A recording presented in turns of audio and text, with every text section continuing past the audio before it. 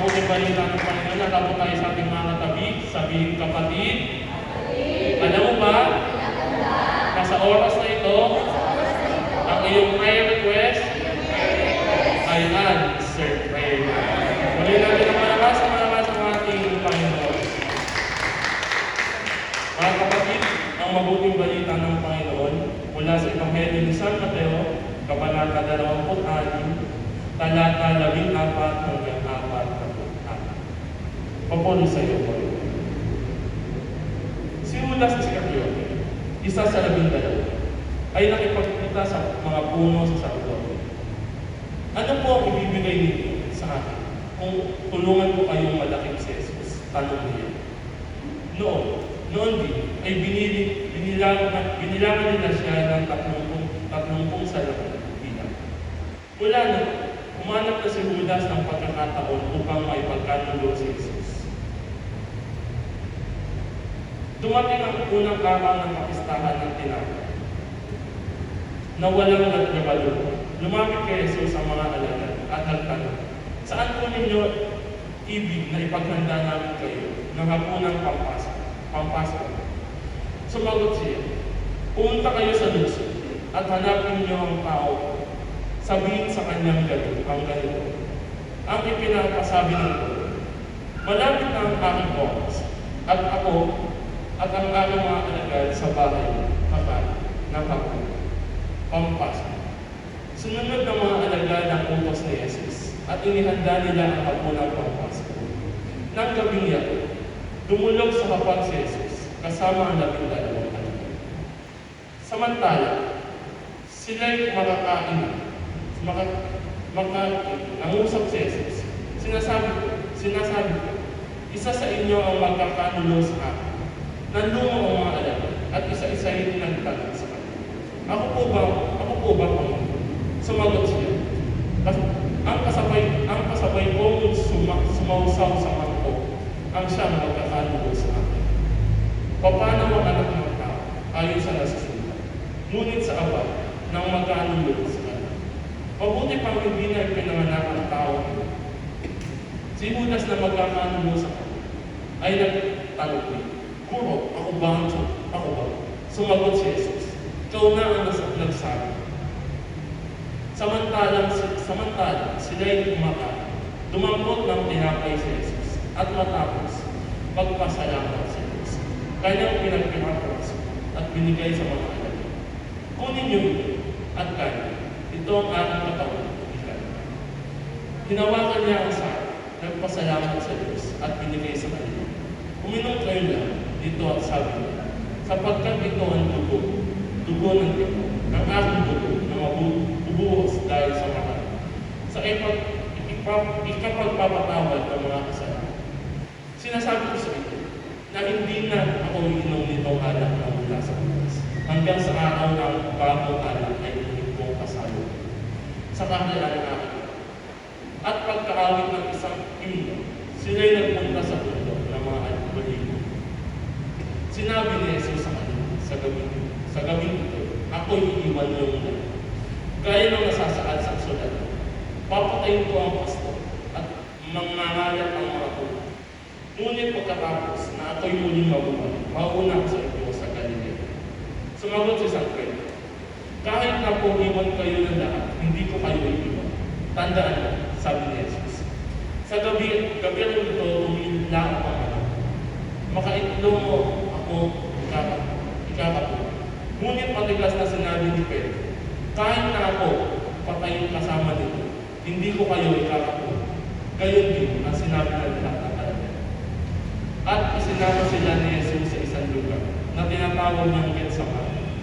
Sinabi niya sa kanyang mga alagad, dito muna kayo mananalangin. Ako sa dati.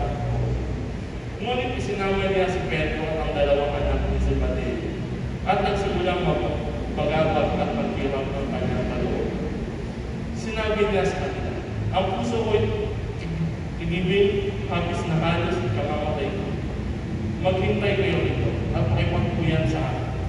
Pagkalayo ng kaunti, nagpatira pa siya at nanalangin, Ama ko, kung maaaring layo mo sa akin ang sari Gayon man, huwag ang kalooban ko, kundi ang kalooban mo ang umiyak.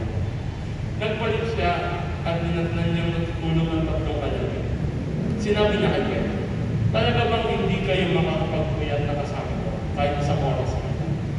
Magpuyat kayo, manalangin upang huwag kayong madaling natin. Ang Espiritu ay nakahanda, ngunit mahina ang lahat. Muli siya lumayo na nalangin. Ama ko, kung hindi mayalis ang sarang ito na hindi ko inumin, mangyari ng iyong kalooban. Muli siyang nagbalik at tinatnan naman niya silang natutulog, sapagkat sila ay antok na antok. Iniwan niya muli ang tatlong alagad at muli siyang manalangin at iyon din ang sinabi. Nagbalik na naman siya sa mga alagad at sinabi sa kanila, natutulog pa ba kayo at nagpapahinga? Dumating na ang oras, ipagkakanulo ang anak ng tao sa mga magkakasalanan. Tayo, narito na ang mga magkakanulo sa amin. Mga kapatid, ang mabuting balita ng ating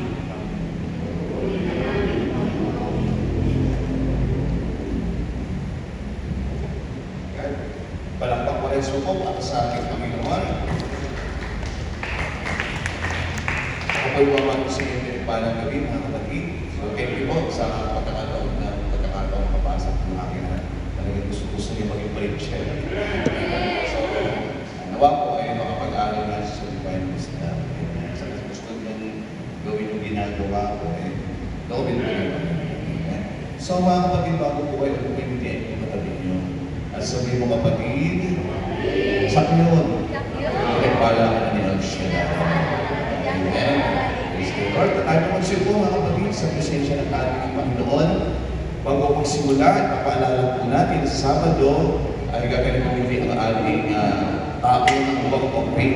So magmumula po ito sa Luneta, mga kapatid, mapunta po sa Amber. Kaya ganaan niyan po lahat.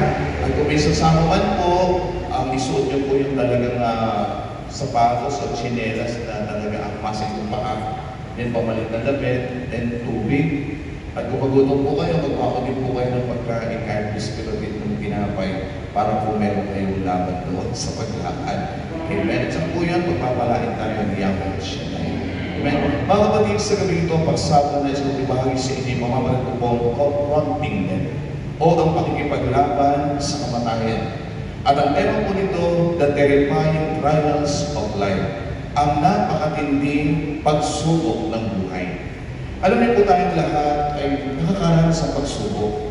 At kung minsan yung mga pagsubok at problema ay parang hindi na natin kaya pang papagtagumpayan. Subalit ito po'y pinapakita ng Panginoon mga kapatid, bilang tao, siya din ay dumaan sa matinding pagsubok. Amen? Kasi sinasabi nga, the death for Jesus Christ was different than the death of a man. Alam mo yung pinapakita dito na ang kamatayan ng Panginoong Jesus ay kakaiba sa kamatayan ng tao. Amen?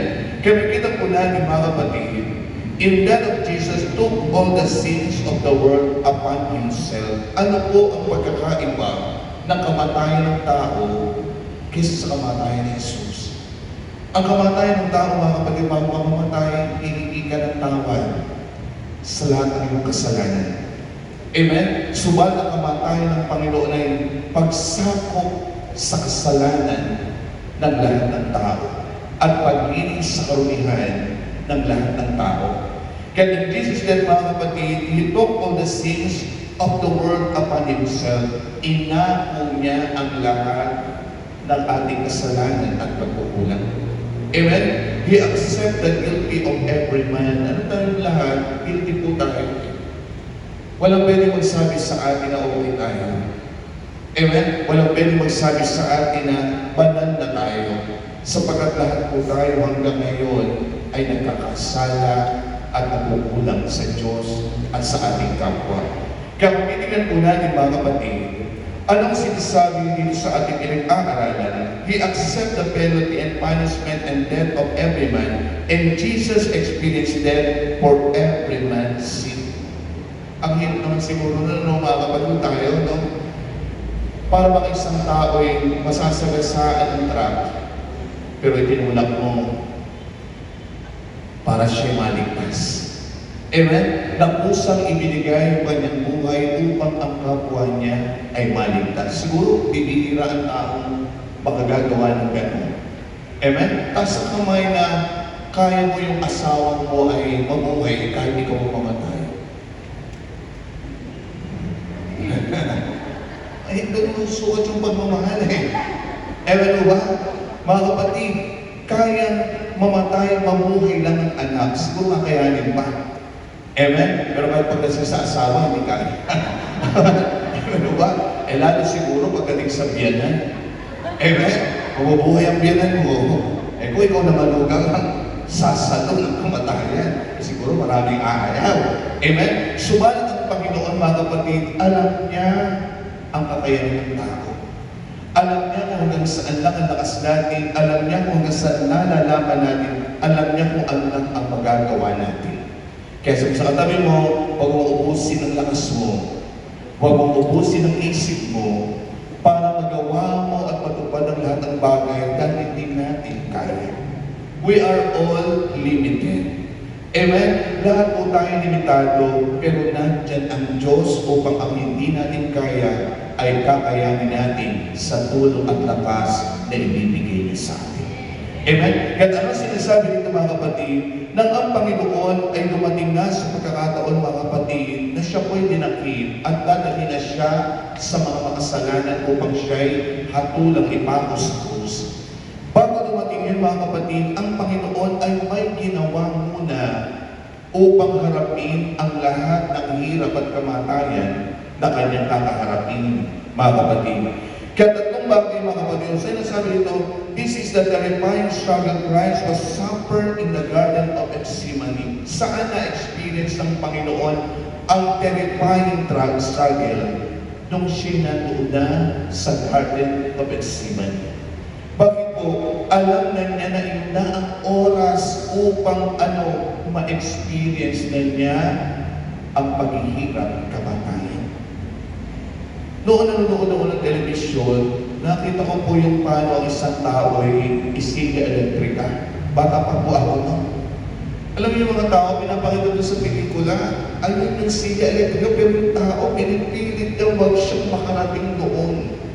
Pinagtitigas niya ang kanyang mga paa at ayaw niya talagang tumagal sapagkat alam niya na nakaambana ang kamatayan sa kanya. Subalit ang Panginoon ay may tinuturo sa atin sa bawat sandali na tayo dumadaan sa mga pagsubok at paghihirap ng buhay. Ano ang pinakita ng Panginoon? Getting alone in prayer. Amen? Pumunta siya sa Garden of Gethsemane at ang ginawa niya bago niya harapin ang terrifying struggle at trial sa buhay ng paghihirap at kamatayan. Nagdasal siya sa Diyos. Kaya sa katabi mo, pag may problema ka, pag may mga pagsubok ka, pag may kahirapan na pinagdadaanan ka, huwag mo ikwento sa iba. Huwag kang maglupasay, huwag kang iyak ng iyak, huwag kang nawawala ng pag-asa. Pumunta ka sa altar mo, lumuhod ka doon, pumunta ka sa simbahan sa Sacrament, iluhod mo sa Panginoon ang lahat ng pinagdaraanan mo. Bakit? Siya lang ang makapagpapalakas sa atin. Amen? Kaya alam niyo po, sa oras ng tayo mga paghihirap at pagsubok, napaka-importante kung sino ang tao lalapitan natin. Napaka-importante kung kanino tayo hingi ng payo. Napaka-importante kung sa kanino natin i-open ang lahat ng nararanasan natin. At pag sa tao tayo dumaing, minsan pagtatawa ng kalat. Pag sa tao ka lumapit, ang tao may kasawang tumulong. Amen? Pero ang Diyos, kapag lumapit ka sa Kanya, inilog mo lahat sa Kanya ang lahat ng nararanasan mo at pinanghihinaan ka, papalitan niya ng lakas. Papalitan niya ng pag-asa ang lahat ng ating nararanasan sa buhay. Amen? Kaya napaka-powerful po ang panalangin, mga kapatid. Bakit po? Sapagkat kahit napakalayo ng tao ang ipinagdarasal mo ay inaabot ng himala at mapagpalang kamay ni Yahweh. Amen? Kapag tinignan po natin, napakahalaga ang pananalangin. At anong sinasabi mga kapatid? Kung kayo'y magdadasal, pumasok kayo sa inyong silid. Kausapin ninyo ang inyong ama na hindi nyo nakikita. Amen? Bakit po? Sapagkat pag kinausap natin siya, hindi man natin siya nakikita, ipinagdadaman niya na hindi tayo nag-iisip. Kaya alam natin yung katabi mo, huwag ka malulungkot. Hindi ka nag-iisa. May Diyos ka na kasama. Amen? Eh, ang tao nga, pag lumapit ka, may oras. Teka lang muna, may ginagawa pa ako. Pwede bang tawagan kita kasi natin, maya-maya na, busy pa ako. Pero Diyos, once na lumapit tayo sa Kanya, anytime, pagpipinggan niya tayo. Amen? Kapag ikaw ay dumadaan sa panghihina, kailangan ang kausap mo ay malakas. Amen? Taas ang kamay na dumaan sa pagsubok. Okay, dumadaan ngayon. Huwag kang lalapit sa mahina. Doon ka tumulog sa malakas. Kaya alam niyo po, napakasarap po yung bawat tao ay marunong pumili ng lagi niyang kausap. Amen? Kapag ikaw'y nalulungkot at ang kakwentuhan mo'y malungkot din, baka maghanap kayo pareho ng sampayan at mataas-taas na puno. Ano ba? Baka kung ano maisip niyo. Kaya pag nalulungkot ka, dapat ang kausap mo ay taong masayahin. Amen po? Pag nawawalan ka ng pag-asa, dapat ang kausap mo yung taong ang dami ng pinagdaanan pero kahit minsan ay hindi nawalan ng pag-asa. Taas ang kamay na kailangan ng pera. Bawa ka makipagkwento sa wala rin pera. Baka mamaya makaisip kayong magnakaw na lang kaya tayo dalawa. Pero kapag ang kausap mo, mga kapatid, ay taong malinaw ang isip, taong masayahin, taong hindi nawawalan ng pag-asa, ako magsasabi sa inyo, masasabi sa inyo kung anong espiritu ang meron siya. Amen? Bakit ang Ama ang kausap ni Jesus? Bakit hindi ang mga alagad? Kasi alam ni Jesus na ang Diyos Ama ay makapangyarihan, malakas, makagagawa ng lahat ng bagay sa kanyang buhay. Amen? Kaya sinasabi mga kapatid, praying and sharing to God what our needs. Sa Diyos mo ibahagi, ipagtapat kung ano ang kailangan. Nasaan kami na may kailangan? O huwag ka sa aming bahay pumunta. Pumunta ka muna kay Lord. At yung kapitbahay mo na saksakan ng sumit at maramo, pwede libuin niya ni Lord na siya ang tumulong sa'yo. Bakit? Sa Diyos ay walang mahirap at walang imposible. Kaya kita po natin mga kapatid, anong sinasabi? Like Jesus prayed in Gethsemane when time He experienced trouble, agony, and suffering. Anong pinapakita ng Panginoon? Ganito ang gawin niyo. Ito ang halimbawang ipinapakita ko sa inyo kapag kayo dumarating o darating sa matinding pagsubok ng buhay, lumuhod kayo sa Diyos. Magdasal kayo sa Kanya. Humingi kayo ng lakas, humingi kayo ng karunungan, humingi kayo ng kagalingan, humingi kayo ng lahat ng inyong kailangan at ito'y kayang ibigay sa atin ni Yahweh. Amen? Bakit mga kapatid? Sapagat ito ang ipinapakita ng Diyos sa atin kasi tayo, pag may problema, aburito tayo sa buhay. Ating namin katabi mo, bumabata pa, tumatanda. Alam niyo yung pagka-aburito sa buhay, ang lakas mo makatandaan niya. Lalo na kung aburito ka sa wala kang pera, talo ka. Kaya nang sinasabi ng Panginoon, maglalakang lagi. Amen? Bakit ipinapayo ng Panginoon sa atin sinasabing maglalakay lagi sapagkat ang kagalakan ay may kapangyarihan. Kaya kita niyo yung mga taong masayahin, hindi mga kapatid nag-i-stay at anumang karamdaman sa kanyang katawan. Bakit? Ang kagalakan ay powerful. Anong sabi ng Biblia mga kapatid? Laughter is the best medicine. Nasa kamay mo sa gumaling, maging masaya ka. Kung intindihin mo ano yung mga problema, Bakit? May Diyos tayo eh. May Diyos tayo na nangako sa ating hindi niya tayo iiwan at hindi niya tayo pababayaan. Napakaklaro. Amen? Di ba sa footprint in the sun, anong sabi ng tao doon? Nung siya'y masaya, walang problema. Masaya siya. Bakit? Kasama niya si Lord. Naglalakad siya ng pasigan, dalawang pares ang paa, nakikita niya. Pero dumating siya sa matinding trials, pagsubok o bagyo ng buhay. Nung siya'y naglalakad, sabi niya, Lord, ba't ganun? Pag masaya ako, nandyan ka. Pero ngayon ako'y matindi ang aming hinagpis at happy sa buhay, bakit nag-iisa na lang ako? Nakita niya isang pares na lang ng paa, ang bakas na lang pasigan. Pero nang sinabi ng Panginoon, anak, kailanman ay hindi kita iniwan at hindi kita pinabayaan. Ang nakikita mong bakas na yan na isang pares ay hindi bakas ng paa mo, kundi bakas ng paa ko dahil pang-una kita upang hindi ka malo. Tingnan niyo po ang pag-ibig ng Diyos sa atin. Kaya sa tabi mo, huwag ka mag-aalala. Love na love ka ni Lord.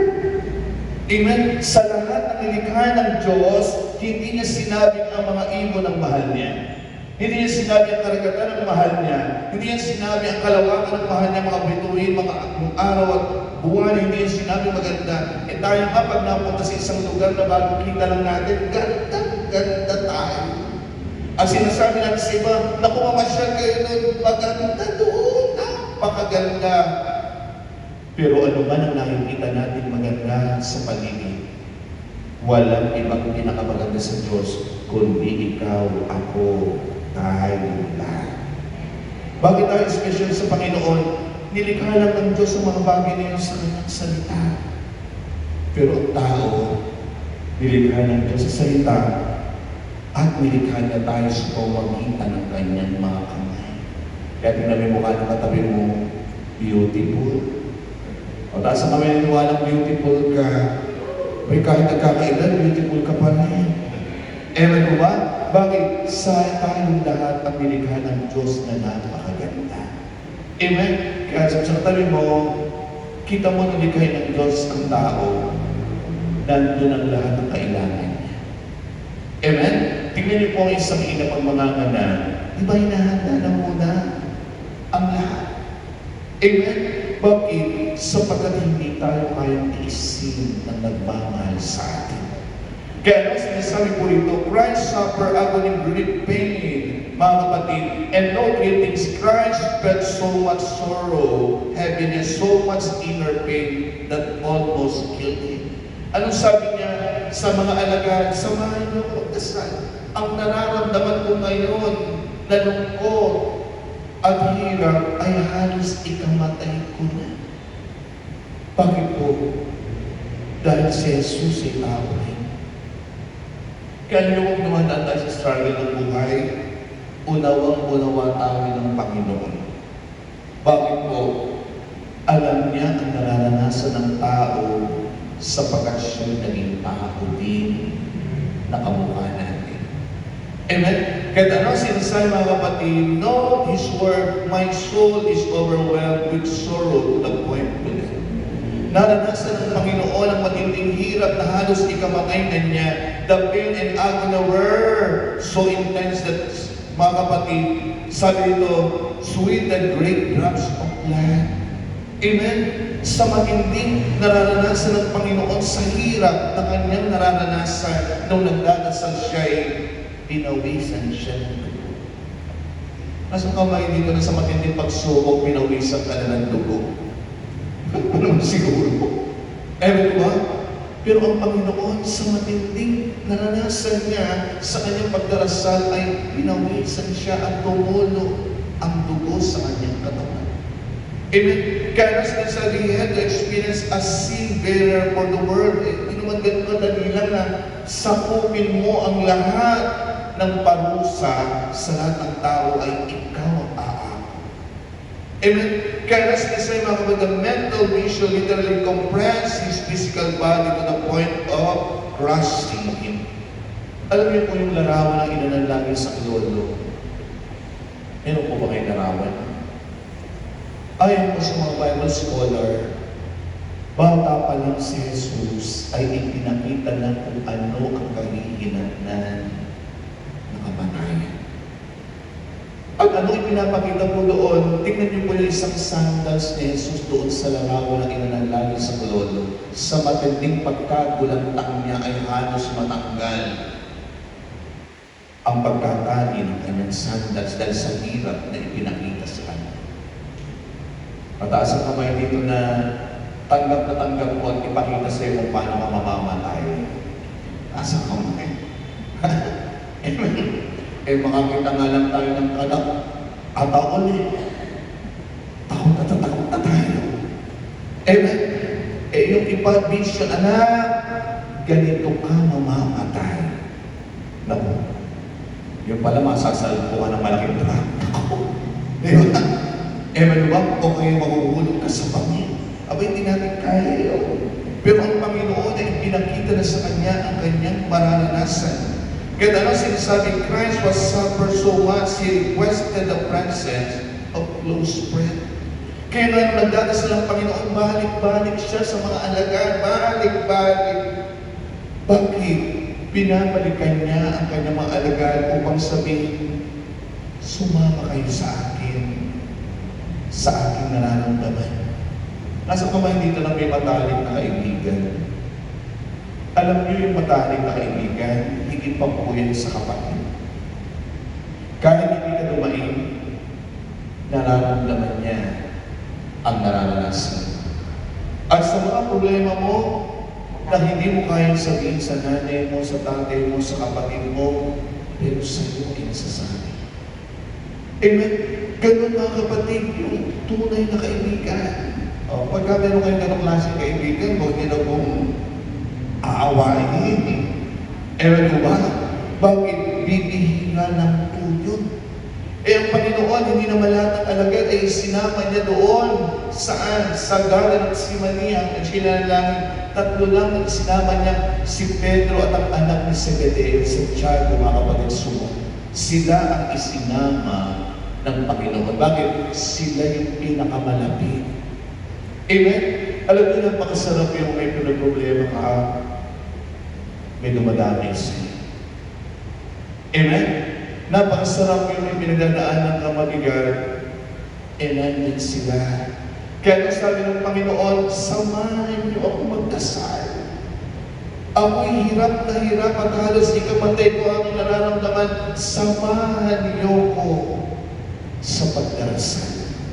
Amen? Minsan, mga kaibigan, kasama mo lang sa mga kasayahan. Kasama mo lang sa mga kainan. Yung iba nga, kasama lang sa inuman. Pero pag nagkasakit na yung kainuman, yung kaibigan, hindi mo lang magalaw. Amen? Pero yung tunay na kaibigan, mga kapatid, kahit nalulugmo ka, sisikapin ka niya muling ibangon. Kapag hihina ka, sisikapin niyang palakasin ka, bigyan ng pag-asa, at kung ano man ang meron siya na wala kay, handa ka niyang tulungan. Amen? Kaya pinapakita dito mga kapatid, he needed them to pray for him and he comfort to him and would be a strong encouragement to him. Ganyan naman po tayo, di ba?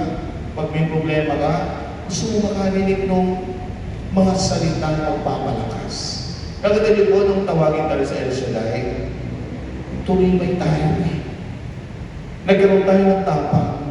Sapagkat umarin natin ang mga pangaral ni Brother Mike at salita ng Diyos, lahat ng salita niya'y nagbibigay sa atin ang lakas ng Diyos. Amen? Kaya sinasabi ng mga kapatid, sabi ng Panginoon dito, Christ learned. Bakit po? Anong nais ipahatid ng Panginoon? Ang mga alagad ay laging tulog. Ang mga alagad ay nanudoon at kasama niya, pero hindi nila nararamdaman at nararanasan kung anong nararanasan ng Panginoon. Pero nang sinasabi ng Panginoon, ako'y tao rin.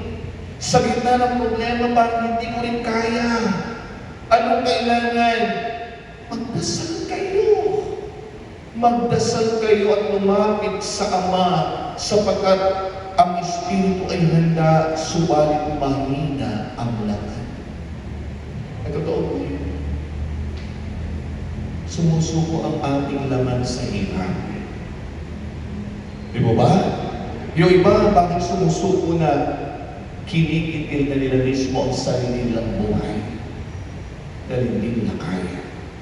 Kaya ano sinasabi ng Panginoon, darating kayo sa matitinding pagsubok ng buhay at ang magpapalakas sa inyo ay ang lagi kayong makipag-ugnayan sa Ama. Ang lagi kayong makipag-ugnayan sa Diyos sapagat ang lakas na meron siya ay ibibigay sa inyo upang kayo ay magtagumpay. Pasa kami dito ng madasal. Kapag namulat ang mata sa gabi, dasal. Di ba? Pag-isip sa umaga, dasal. Anytime nagdadasal, nasa sasakyan o ano man ang ginagawa, dasal ng dasal. Amen? Pero mayroong mga taong nagdadasal, wala naman sa puso. Ang pagdarasal ay nasa bibig na. Amen ba? Bakit ang taong kausap mo, malalaman mo at maunawaan mo sincere sa kanyang sinasabi. Amen ba? Naranasan nila po ba yun? Naman totoo sinasabi nito. Amen. Ganun din sa pagharap natin sa Diyos. Amen. Sa amin yan, sa Sanikulas, meron din mga nagro-rosaryo matatanda. Pagka-alas-alis, nakatrompa. Naku, Panginoon, parang may mga lakad. Nag-uuna. Di ba tapos magkabagin ng Panginoon, kasamtaman din yung Diyos. Amen po ba? Amen po ba? Sabi ko, parang may pupuntahan sila, parang mga taranta-taranta sila pagka-nagdadasal. Amen. Di ba napakasarap yung taong kausap mo at ang yung pagkwento ka sa kanya, yung maganda talaga ang conversation. Amen? Kasi minsan may mga taong kausap mo, pero tatanungin mo, nakikinig ka ba? Bakit? Hindi talaga sincere. Amen? Kaya napakasarap po, mga kapatid, na kapag tayo lalapit sa Diyos, tayo talaga'y sincere na malapit sa Kanya. Amen? Kasi may mga tao pagka nagdasal sa Panginoon, hadaling-hadaling. Di ba? Lalo na pagka-antok na. Naku, mga kapatid, kung magsasabi sa inyo, bakit? Ang haba-habang magtutok ng cellphone, pero pagdating sa pagdarasal, parang inip na inip. Habang dinadasal yung ama namin, higap ng higap. Ano ba?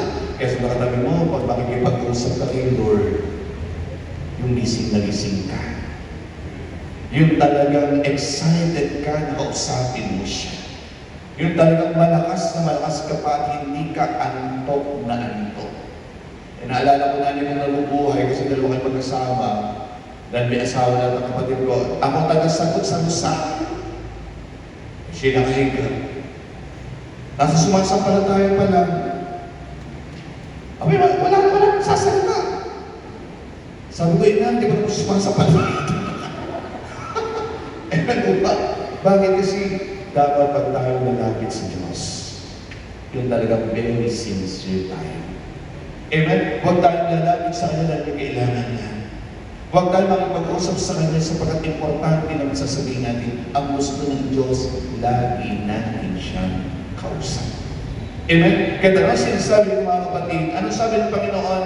Christ warned the disciple. Anong sabi? Watch and pray. Magbantay kayong lagi at manalangin for yourself as well, para sa inyong sarili. Amen? Kasi tayo, madali tayo matukso. Madali tayo tumagsak. Madali tayo panghinaan. Bakit? Ang laman po namin mahina. Taas ang kamay dito na pagka nabisita ka sa isang bahay, tapos ang tinimplas sa'yo ay kaping malinaw na malinaw, mabutla. Tapos wala pang asukal. Diba? Pinagkapi ka na, wala pang tinapay. Eh, nasasabi mo pag-uwi, ako po. Ano naman yan? Nagpakapi kayo, mabutla. Nagre-reklamo yung laman natin. Ayaw natin ang hirap. Ayaw natin ang bigat. Ayaw natin ng hindi masarap. Tama po ba ako? Hindi. Nasa kamay dito gusto ko kung araw-araw mapapalit ang kinakain. Wala eh. Ang gusto ng laman natin ay laging masarap. Ang gusto ng laman natin ay laging okay. Ang gusto ng laman natin ay walang problema. Ang gusto ng laman natin, lahat ng gusto natin natin, makamit natin. Amen? Kaya sabi ng Panginoon, watch and pray. Bakit? Baka may dumating sa inyo, hindi nyo kayanin. Pero kung kayo laging nagdarasal at pag-iusap sa Diyos, anuman ang bigat na dumating sa inyo, hirap, kakayanin. Kaya tingnan mo katabi mo. Di ba? Kaya hindi mo minamati ng pagsubok, mag-take tayo. Amen? Sabi mo sa katabi mo, kung hindi ka dumaan sa pagsubok, hindi ka ganyan katibay. Tingnan mo si nanay, 75 na.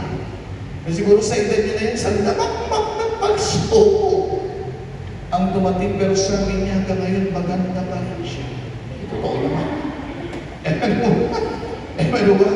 Bakit? Kaya naman minsan, mas mainam din yung dumadaan ng bagyo eh. Bakit?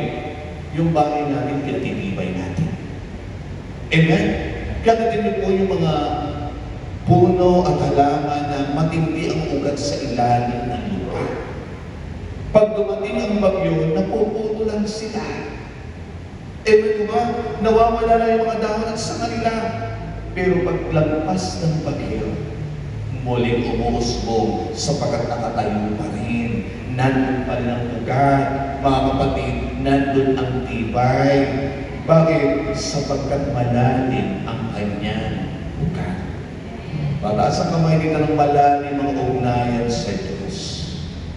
Yan, kaya sinasabi ko, pag malalim ang ugnayan mo, Lord, may pagsubok! Tiyan! Biyaya na naman ang kasunod nito.